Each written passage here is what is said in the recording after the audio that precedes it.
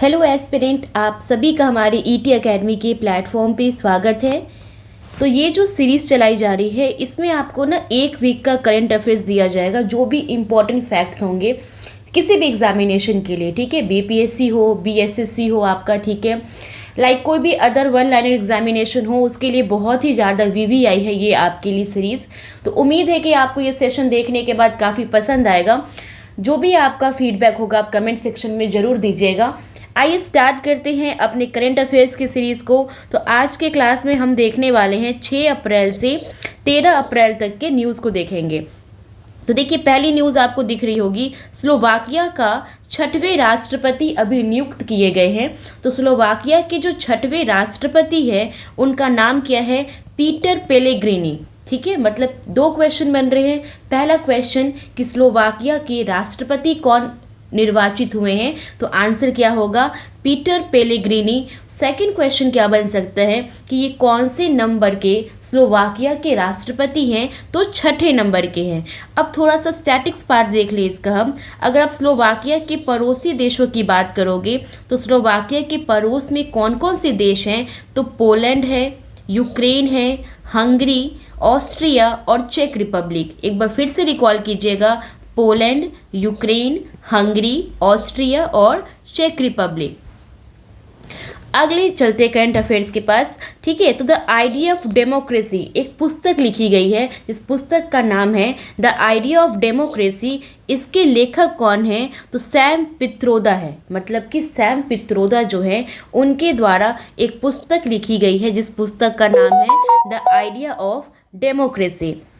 विप्रो जो ग्रुप है, ठीक है, विप्रो ग्रुप के सीईओ कौन बने हैं, तो विप्रो ग्रुप के जो सीईओ है वो श्रीनिवास पालिया है। क्या है? श्रीनिवास पालिया। देखिएगा, ये सेशन बहुत ही ज़्यादा आपको बेनिफिशियल इस वे में लगेगा, क्योंकि कुछ ना पढ़ने से अच्छा है कि हम एक वीक में जो ना नहीं पढ़ पाए हैं उसको कवर कर ले, और ये वीडियो आपका 15-20 मिनट का आपके लिए रामबाण जो है साबित होगा। वर्तमान में आप देखिए, सितार और तानपुरा को जीआई टैग दिया गया है, और ये जो सितार और तानपुरा को जीआई टैग दिया गया है ये कहाँ के हैं, तो ये महाराष्ट्र राज्य से इनका संबंध है।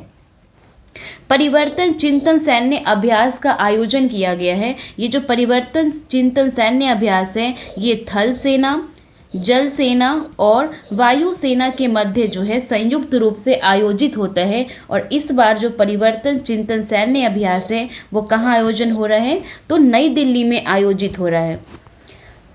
उगादी महोत्सव, ठीक है, ये आप देखना कि जो एक्साइज वाला भी एग्जाम हुआ था दरोगा में, ठीक है, उसमें पूछा हुआ क्वेश्चन है, रिसेंट में पूछा गया था। तो उगादी महोत्सव कहाँ कहाँ सेलिब्रेट करते हैं, तो कर्नाटक, गोवा, आंध्र प्रदेश और तेलंगाना, ठीक है। जैसे नव वर्ष जो होती है ना वो कर्नाटक, गोवा और आंध्र प्रदेश, तेलंगाना में किस रूप में मनाते हैं, तो उगादी महोत्सव के रूप में मनाते हैं। ये वाला प्रश्न बहुत ही वीवीआई है, पूछने के बहुत चांसेस है इस बार बीपीएससी में। क्वेश्चन क्या है? वर्ल्ड बैंक के आर्थिक सलाहकार पैनल का सदस्य कौन बनाया गया है? चूंकि ये भारतीय बने हैं इसलिए हमारे लिए इम्पॉर्टेंट है। तो अगर आपसे पूछा जाए कि बताइए वर्ल्ड बैंक के आर्थिक सलाहकार पैनल का सदस्य किसे नियुक्त किया गया है, तो आपका आंसर क्या होगा? राकेश मोहन। कौन हो जाएंगे? राकेश मोहन। अब देखिए, वर्ल्ड हेल्थ डे, ठीक है, वर्ल्ड हेल्थ डे कब सेलिब्रेट किया जाता है? 7 अप्रैल को। क्योंकि आप सभी को पता है 7 अप्रैल को WHO का क्या हुआ था, तो गठन हुआ था, और इसी दिन को याद करने के लिए प्रत्येक साल 7 अप्रैल को क्या सेलिब्रेट किया जाता है? विश्व स्वास्थ्य दिवस सेलिब्रेट किया जाता है। और हमारे लिए साथ में ये भी इम्पॉर्टेंट है कि 2024 में विश्व स्वास्थ्य दिवस की थीम क्या थी, तो माई हेल्थ माई डे। अब देखिए, एक प्रोजेक्ट आया है आकाश तीर प्रोजेक्ट। तो ये आकाश तीर प्रोजेक्ट जो है इस पे रक्षा मंत्री ने किसके साथ अनुबंध किया है? क्वेश्चन पूछ सकते हैं ना कि बताइए, हाल ही में एक प्रोजेक्ट जिसका नाम आकाश तीर प्रोजेक्ट है, रक्षा मंत्री ने अनुबंध किया है किसके साथ? तो आपका आंसर क्या हो जाएगा? भारत इलेक्ट्रॉनिक्स लिमिटेड के साथ रक्षा मंत्रालय ने क्या किया है, तो सहयोग किया है। किसके लिए? आकाश तीर प्रोजेक्ट के लिए। अब देखिए, दुनिया की सबसे शक्तिशाली लेज़र को विकसित किया जा रहा है। किसके द्वारा? ये रोमानिया कर रही है। मतलब कि किसके द्वारा दुनिया की सबसे शक्तिशाली लेज़र को विकसित किया गया? तो ये आपका आंसर क्या हो जाएगा? रोमानिया हो जाएगा। केरला विश्वविद्यालय जो है उसने अभी शोध किया और शोध में उसने 5200 साल पुरानी हड़प्पा बस्ती को खोजा है। तो केरल विश्वविद्यालय के जो शोधकर्ता है उन्होंने 5200 साल पुरानी जो हड़प्पा बस्ती को खोजा है वो कहाँ पे खोजा है? तो गुजरात में खोजा है। पेरिस ओलंपिक की ज्यूरी में शामिल होने वाली पहली भारतीय महिला कौन है? ये भी वीवीआई है आपके लिए। तो पेरिस ओलंपिक में शामिल होने वाली पहली ज्यूरी मेंबर में शामिल होने वाली जो पहली भारतीय महिला है वो बिल्किस मीर है, ठीक है, जो कि कहाँ की है? जम्मू कश्मीर की है। चाबहार पोर्ट कहाँ पे है? ईरान में है। इसके बाद भारत के नियंत्रण में संचालित होने वाला दूसरा विदेशी बंदरगाह कौन सा बन गया है? तो सीतवे बंदरगाह बन गया, जो कि कहाँ पे है? म्यांमार में। अगर आपसे क्वेश्चन पूछा जाए कि भारत के नियंत्रण में संचालित होने वाला प्रथम विदेशी बंदरगाह कौन सा है, तो अब आपका आंसर होगा चाबहार पोर्ट, जो कि कहाँ पे है? ईरान में है। लेकिन अगर दूसरा पूछे तो सितवे पोर्ट बोलिएगा आप, कहाँ पे? म्यांमार में। अगर आप इसको देखो तो ये जो है सितवे पोर्ट ये म्यांमार में है और किस नदी पे है? तो कलादान नदी पे है और ये भारतीय राज्य मिजोरम को जोड़ेगा, ठीक है, मिजोरम के रास्ते ये कहाँ तक जाएगा? तो वेस्ट बंगाल का जो बंदरगाह है वहाँ के रास्ते तक ये कनेक्ट होगा। कौन सा पोर्ट? तो Sittwe port. Sumit Nagal Monte Carlo Masters के मुख्य ड्रॉ मैच जीतने वाले पहले भारतीय खिलाड़ी बन गए हैं। जहां भी पहला आए वो आपके लिए क्या हो जाता है? इम्पॉर्टेंट हो जाता है। ये जो मोंटे कार्लो मास्टर्स है ना, ये टेनिस के से संबंधित है। तो सुमित नागल जो है उन्होंने मोंटे कार्लो मास्टर्स के मुख्य ड्रॉ मैच जीतने वाले में पहले क्या बन गए हैं? भारतीय बन गए हैं। और इसका आयोजन कहाँ हुआ था? तो फ्रांस में हुआ था। जेपोरीजिया न्यूक्लियर प्लांट बहुत ज़्यादा चर्चा में था, आप देख रहे होंगे डेली इसके लिए न्यूज़ आ रही थी। तो जेपोरीजिया न्यूक्लियर प्लांट जो है वो कहाँ अवस्थित है? तो यूक्रेन में अवस्थित है। अभी साइबर क्राइम पे रिपोर्ट निकाली गई है, उसमें विश्व में दूसरा स्थान किसका है? तो यूक्रेन का है। और फर्स्ट स्थान किसका है? तो रसिया का है। और थर्ड स्थान किसका है? तो चाइना का है। और हमारे भारत की रैंकिंग कितनी है? तो हमारी भारत की रैंकिंग है 10वीं। तो याद रखिएगा जेपोरीजिया न्यूक्लियर प्लांट कहाँ पर अवस्थित है? यूक्रेन में। हाल ही में जो फिल्म निर्माता जी हैं, ठीक है, जिनका नाम ग्राफर गंगू रामसे हैं, उनका निधन हो गया है। अब यहाँ से क्वेश्चन कैसे पूछते हैं कि हाल ही में ग्राफर गंगू रामसे का निधन हो गया है, उनका संबंध किस क्षेत्र से है? तो उनका संबंध किस क्षेत्र से है? फिल्म निर्माता से है। भारतीय वायुसेना ने अपनी कम दूरी की वायु रक्षा प्रणाली, ठीक है, की क्षमता बढ़ाने के लिए IGLASA जो है का अधिग्रहण किस देश से किया है? तो रूस से किया है। याद रखना है किस देश से किया है भारत ने अधिग्रहण? तो रूस से किया है। और 16वें वित्त आयोग के सदस्य नियुक्त किए गए हैं कौन? तो मनोज पांडा, ठीक है, मनोज पांडा जो है अभी हाल ही में 16वें वित्त आयोग के क्या नियुक्त किए गए हैं? तो सदस्य नियुक्त किए गए हैं। और अरविंद पनगड़िया जो हैं वो क्या है? इसके चेयरमैन है, ठीक है। यह अपनी रिपोर्ट कब सौंपेगी राष्ट्रपति को? तो 31 अक्टूबर 2025 को जो 16वां वित्त आयोग है वो अपनी रिपोर्ट किसको सौंप देगा? तो किसको सौंपेगा ये? तो राष्ट्रपति को सौंपेगा। और वित्त आयोग को आप देखो तो वित्त आयोग का उल्लेख किस आर्टिकल में है? 280 आर्टिकल में है, ठीक है। इस आयोग की सिफारिश कब से कब तक लागू होगी? तो 1 अप्रैल 2026 से 31 मार्च 2032 तक लागू रहेगा। किसकी सिफारिश? तो वित्त आयोग की सिफारिश। अब है कि विश्व भविष्य ऊर्जा शिखर सम्मेलन का आयोजन कहाँ पे हुआ है? UAE में। ये प्रत्येक साल UAE में होता है। किस चीज़ का आयोजन? विश्व भविष्य ऊर्जा शिखर सम्मेलन का। इसकी शुरुआत कब की गई? 2008 में। अब देखिए कांगो गणराज्य की पहली महिला PM कौन बनी है? इम्पॉर्टेंट है क्योंकि अफ्रीकी कंट्री में पहली बार कोई महिला जो है वो प्रधानमंत्री नियुक्त हो रही है, इसलिए ये इम्पॉर्टेंट है आपके लिए। तो मध्य अफ्रीकी देश में जो कांगो गणराज्य है उसकी पहली महिला प्रधानमंत्री कौन बनी है? जुडिथ सुमिनवा जो है वो प्रधानमंत्री बनी है।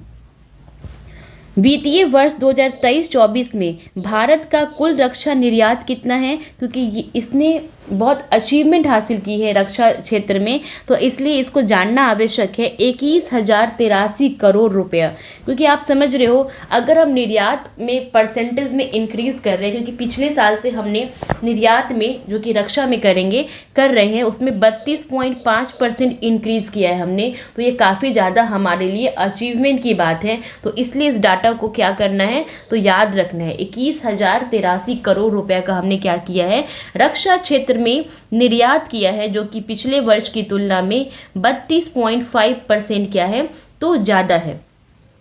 भोजशाला और कमाल मौला मस्जिद अभी चर्चा में था, ठीक है। तो भोजशाला और कमाल मौला मस्जिद कहाँ पर अवस्थित है ये, तो ये अवस्थित है मध्य प्रदेश में। वर्ल्ड हेल्थ ऑर्गेनाइजेशन WHO के द्वारा कौन सी पहल की शुरुआत की गई है, तो कोविनेट की पहल की शुरुआत की गई है। याद रखिएगा, क्योंकि ऑप्शन में वो क्या दे देंगे, स्वास्थ्य मंत्रालय भी दे देंगे, तो आप कंफ्यूज कर सकते हो। इसलिए याद रखिएगा जो कोविनेट पहल है वो किसके द्वारा शुरू की गई है, तो ये शुरू किया गया है WHO के द्वारा। ग्रामीण विद्युतीकरण निगम महारत्न कंपनी ने नवीकरणीय ऊर्जा वित्त पोषण श्रेणी में स्कॉच पर्यावरण, सामाजिक और शासन पुरस्कार जो है 2024 क्या किया है, तो जीता है, ठीक है। अब अगर देख लो ग्रामीण विद्युतीकरण निगम महारत्न की स्थापना कब हुई थी, मतलब महारत्न की नहीं, ग्रामीण विद्युतीकरण निगम की स्थापना कब हुई, तो 25 जुलाई 1969 को। अब एक क्वेश्चन ये भी पूछा जा सकता है कि ग्रामीण विद्युतीकरण निगम जिसको हाल ही में नवीकरणीय ऊर्जा वित्त पोषण श्रेणी में स्कॉच पर्यावरण और सामाजिक और शासन पुरस्कार 2024 से नवाजा गया है, उसको महारत्न कंपनी का दर्जा कब प्रदान किया गया, तो ज़्यादा टाइम नहीं हुआ है, 2022 में प्रदान किया गया है। तो इसको याद रखिएगा। हमारे देश का पहला tri service common defence station जो है वो कहाँ पे स्थापित किया जा रहा है, वो स्थापित किया जा रहा है मुंबई में। कहाँ पे, मुंबई में। सशस्त्र बल सेना के द्वारा मुंबई में देश का पहला tri service common defence station बन रहा है। अब देखिए पेरिस ओलंपिक के लिए क्वालिफाई करने वाली एकमात्र भारतीय भारोत्तोलक कौन बनी है, तो मीराबाई चानू बनी है, ठीक है। जैसे कि हमने देखा कि पेरिस ओलंपिक में जो ज्यूरी मेंबर में शामिल होने वाली पहली भारतीय महिला, तो वो बनी है बिल्किस मीर। और यहाँ पे पूछा जा रहा है कि पेरिस ओलंपिक के लिए क्वालिफाई करने वाली एकमात्र भारतीय भारोत्तोलक मीराबाई चानू जो कि कहाँ की है, मणिपुर की है। और इन्होंने जो 2021 में टोक्यो में ओलंपिक हुआ था उसमें भारत को कौन सा मेडल जिताया था, तो कांस्य पदक जिताया था। कौन सा, कांस्य पदक। ये ऐसा पाने वाली, मतलब कांस्य पदक ओलंपिक में पाने वाली दूसरी भारतीय महिला है। पहली भारतीय महिला कौन है, तो जो सिडनी में आयोजित हुआ था ओलंपिक, उसमें कर्णम मल्लेश्वरी ने इस पदक को क्या किया था, अपने देश के नाम किया था। डिजिटा बोले तो डिजिटल इंडिया ट्रस्ट एजेंसी का गठन, ये अभी में हाल RBI ने अपने स्थापना दिवस के शुभ अवसर पर इसका गठन किया है, इस एजेंसी का, डिजिटा का, जिसका उद्देश्य है कि फाइनेंशियल क्राइम जो है उसको रोकना। आज आप देख रहे हो कि बहुत ज़्यादा साइबर क्राइम, बहुत फाइनेंशियल क्राइम जो है उसमें बढ़ोतरी होती जा रही है। तो इसी को बैलेंस करने के लिए और इसको कम करने के लिए, इसको रोकने के लिए हमारी जो सेंट्रल बैंक है RBI, उसने एक एजेंसी का गठन किया है जिसका नाम क्या है, डिजिटा। WTO द्वारा global trade outlook and statics report जारी किया गया है। जो हमारा वर्ल्ड ट्रेड ऑर्गेनाइजेशन है वो एक रिपोर्ट जारी करती है, जिस रिपोर्ट का नाम क्या है, जिस रिपोर्ट का नाम है global trade outlook and statics report. पूछा जाता है, क्वेश्चन ऐसे पूछते हैं कि हाल ही में global trade outlook and statics report जारी किसके द्वारा जारी किया गया है, तो WTO के द्वारा जारी किया गया है। WTO की स्थापना कब हुई, 1995 में। इसने 1948 में जो टैरिफ था उसका स्थान लिया है। तो WTO ने किसका स्थान लिया है, तो टैरिफ का स्थान लिया है, जिस टैरिफ की स्थापना 1948 में हुआ था। और WTO का कब स्थापना हुआ, 1995 में। WTO में 164 सदस्य देश हैं और इसका मुख्यालय कहाँ है, जिनेवा में है। 37वां एशियाई कुश्ती चैंपियनशिप का आयोजन कहाँ हो रहा है? तो किर्गिस्तान में हो रहा है। अभी ये स्टार्ट ही हुआ है 13 अप्रैल से, अप्रोक्स 19 या 20 अप्रैल तक ये चैंपियनशिप चलेगी। तो 37वां अगर एशियाई कुश्ती चैंपियनशिप पूछा जाए कहाँ चल रहा है तो किर्गिस्तान में। अगर हम 36वां का बात करें तो 36वां कहाँ हुआ था? तो ये हुआ था कजाकिस्तान में। ठीक है, अब ये कंप्लीट हो जाएगा ना तो उसके बाद हम देखेंगे किसने कौन सा पदक जीता है। अंगारा A5 रॉकेट जो है वो किसके द्वारा लॉन्च किया गया है? वो लॉन्च किया गया है रूस के द्वारा। तो अंगारा A5 रॉकेट किसके द्वारा लॉन्च किया गया है? रूस के द्वारा। और दुनिया के पहले साइबर क्राइम इंडेक्स, मतलब कि ना दुनिया का पहला साइबर क्राइम इंडेक्स को लॉन्च किया गया है, जिसमें ये पाया गया कि इसमें फर्स्ट रैंकिंग किसकी है? रसिया की, सेकेंड रैंकिंग यूक्रेन की और थर्ड रैंकिंग चाइना की। तो हमारे इंडिया का कौन सा स्थान है? तो हमारा इंडिया इसमें 10वें रैंक पे है। किसमें? तो साइबर क्राइम इंडेक्स में। ममता जी सागर जो है, जो कि एक कन्नड़ लेखिका है, कन्नड़ भाषा की लेखिका है, उनको विश्व साहित्यिक पुरस्कार से सम्मानित किया गया है। तो हाल ही में किसे विश्व साहित्यिक पुरस्कार से सम्मानित किया गया है? तो ममता जी सागर को। किसके द्वारा? विश्व लेखक संगठन के द्वारा। विश्व का सबसे बड़ा रिन्यूएबल एनर्जी पार्क कहाँ खोला जा रहा है? गुजरात में बनाया जा रहा है, जहाँ अभी वर्तमान में ही 5200 साल पुरानी क्या खोजी गई है? तो हड़प्पा बस्ती खोजी गई है। किसके द्वारा? केरल विश्वविद्यालय के शोधकर्ताओं के द्वारा। और यही गुजरात में विश्व का सबसे बड़ा रिन्यूएबल एनर्जी पार्क जो है वो बनाया जा रहा है। इसकी क्षमता कितनी है? 30,000 मेगावाट। ठीक है, और इसमें जो अडानी है उनका बहुत बड़ा रोल क्या है? अदा हो रहा है। इंडिया ने WTO में चावल के लिए शांति खंड लागू किया है। ठीक है, इंडिया लगातार ऐसा करने वाला लगातार 5वीं बार जो है शांति खंड लागू करने वाला बन गया है। किसमें? तो चावल में। ठीक है, भारत में ब्रिटेन की पहली महिला उच्चायुक्त कौन नियुक्त की गई है? तो लिंडी कैमरून जो है वो भारत में ब्रिटेन की पहली महिला उच्चायुक्त जो है वो अपॉइंट की गई है। इंपॉर्टेंट है। सरहुल त्योहार कहाँ सेलिब्रेट किया जाता है? झारखंड में। सरहुल त्योहार कहाँ पे सेलिब्रेट करते हैं? तो झारखंड में। जैसे भी हमने देखा था उगादी महोत्सव कहाँ पे सेलिब्रेट होता है? उगादी महोत्सव कर्नाटक, आंध्र प्रदेश, तेलंगाना, ये हमने देखा था कि यहाँ पे क्या होते हैं। तो उगादी महोत्सव जो है वो सेलिब्रेट होती है और गोवा में भी सेलिब्रेट होता है।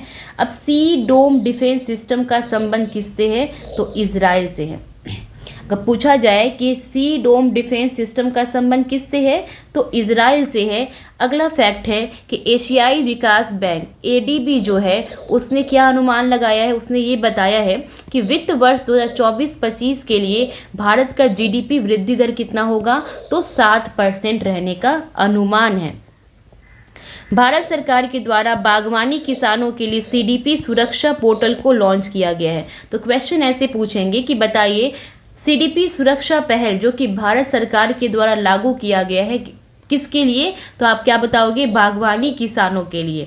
तो हमारा जो करंट अफेयर्स का सीरीज़ है, वीकली करंट अफेयर्स का सीरीज, वो यहीं पे समाप्त होता है। और प्लीज़ आप लोग कमेंट करके ज़रूर बताइएगा कि आप लोग को सेशन कैसा लगा। और आज ही रात को, ठीक है, हम नाइट में जो 9:30 से क्विज़ करते हैं, तो क्विज़ में आज हमारा हाफ आवर जो है, ठीक है, 1 घंटे की करेंगे। हाफ आवर हमारा बिहार स्पेशल रहेगा, ठीक है, जो जिसकी कल क्लास नहीं हो पाई थी ड्यू टू नेटवर्क इशू, ठीक है। और हाफ आवर जो है, जो मैंने आज आप लोग को अभी ये करंट अफेयर्स कराया है, इसका क्विज़ होगा। तो उम्मीद है कि आप लोग इसको पढ़ के आइएगा और वहाँ पे सारे करेक्ट आंसर कीजिएगा। चलिए फिर मिलते हैं हम नेक्स्ट वीडियो में नेक्स्ट फैक्ट्स के साथ। तब तक के लिए सभी को बाय, थैंक यू।